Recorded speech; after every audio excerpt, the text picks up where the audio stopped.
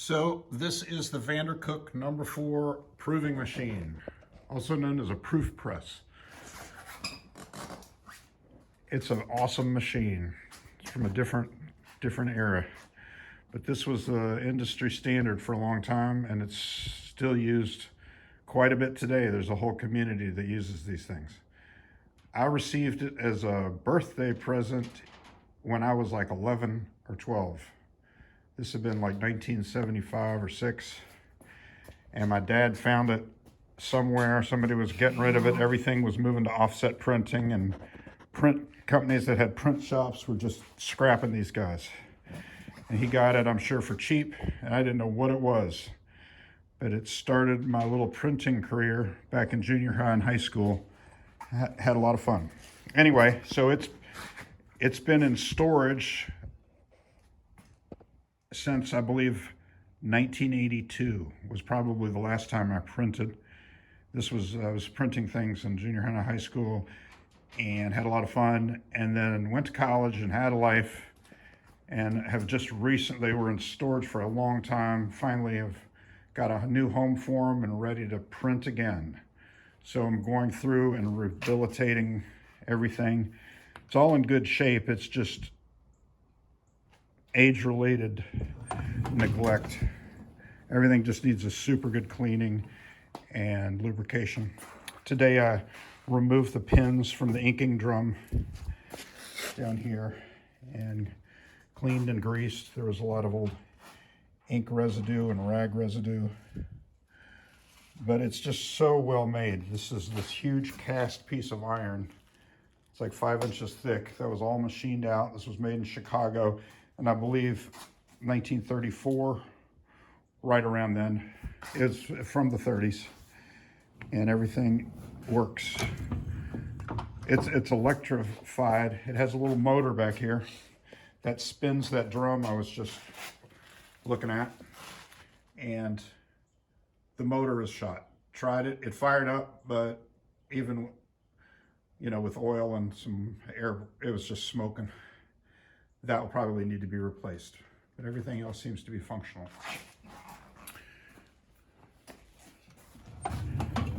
So that's going to be fun.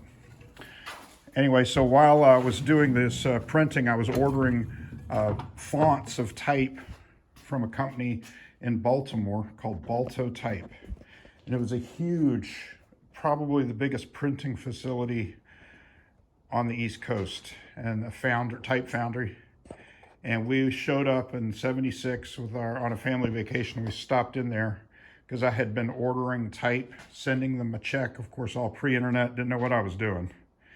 I figured this out, just by trying stuff.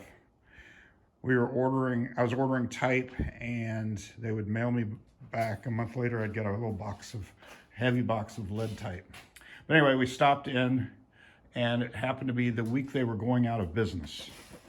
So they took an interest in this little kid interested in printing. They gave us the grand tour.